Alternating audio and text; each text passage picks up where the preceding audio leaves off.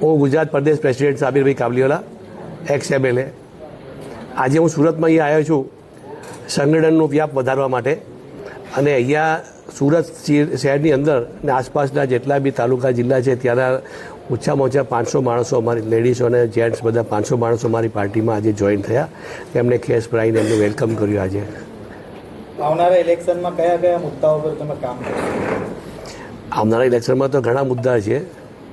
એજ્યુકેશનના છે સૌથી પહેલાં તો, અને સ્પોર્ટ્સના છે, કોમ્યુનિટી સેન્ટરના છે અને હોસ્પિટલના છે. એ બધા મેઇન મુદ્દા જે બી છે, જેની જરૂર છે એ બધા મુદ્દા અમે ઉપાડીશું. કોર્પોરેશનમાં જે બી ચૂંટાઈને આવે છે, લાઇટ, ગટર, પાણી, એ મુદ્દા તો કોમન છે. એ તો થાય જ છે. એ તો નાનો માણસ બી કોઈ બી અરજી કરીને કરાવી શકે છે. પણ મેઇન મુદ્દા છે મેઇન મુદ્દા અમે કોર્પોરેશનની અંદર ઉપાડીશું અને એક સોલ્વ કરાવીશું અમે. કાબલીવાલા સાહેબ, આજે SIRની જે પ્રક્રિયા ચાલે છે એનાથી તમને સંતોષ છે ખરો? બિલકુલ સંતોષ નહીં. અમને તો શું, કોઈને બી સંતોષ નથી. કોઈને બી સંતોષ નથી. ખાસ કરીને અમારી પાર્ટીને સંતોષ નથી. વસ્તુ એવી છે, કોંગ્રેસ BJPના આજ સુધી કોઈએ વિરોધ કર્યો નથી. અમારી પાર્ટીએ જ વિરોધ કર્યો છે અને બધાને જાગૃત કર્યા છે અને એના માટે લડી બી રહ્યા છે. કેટલા વોર્ડમાંથી કેટલા માણસો આ વખતે ઇલેક્શન લડવા? અહીંયા વધારેમાં વધારે અમે ઇલેક્શન લડાઈશું. મહાનગરપાલિકા, તાલુકા, જિલ્લામાં બધે લગભગ બધી સીટો પર અમે અમારા ઉમેદવાર ઊભા રાખીશું.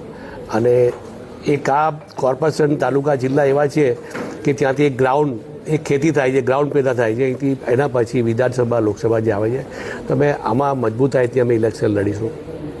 કાબલીવાલા સાહેબ, એક જે વાત વિપક્ષ દ્વારા ચાલે છે કે ભાજપ પ્રેરિત આ પાર્ટી છે, એ બાબતમાં તમારો સ્પષ્ટ ખુલાસો શું છે? ભાજપ પ્રેરિત પાર્ટી હોય તો આપ સૌ જાણો છો, મહારાષ્ટ્રની અંદર જે તાજેતરની અંદર BJP અને કોંગ્રેસે બે મળીને સરકાર બનાવી છે અને મુસ્લિમોને ખાલી વોટ જ લેવા છે. મુસ્લિમોને બીવડાવીને વોટ લે છે કે ભાજપ આવી હશે, ભાજપ આવી હશે. ભાજપના નામે વોટ લઈ જાય છે અને કોંગ્રેસ મુસ્લિમોને માઇનોરિટી મળે શું? ઠેંગો મળે છે. કંઈ સાંભળવામાં આવતું નથી. જે પોલિટિક્સની અંદર, જે કોંગ્રેસ પાર્ટી અંદર આજે જે બી ચૂંટાયેલા, ચાહે કોર્પોરેટર છે, ચાહે તાલુકાના છે, કાંઈ MLA છે, એમ તમે જુઓ અંદર કોઈ વેલ્યુ નથી. હું પોતે 2 વાર MLA રહી ચૂક્યો છું. હું જઈ આવ્યો છું.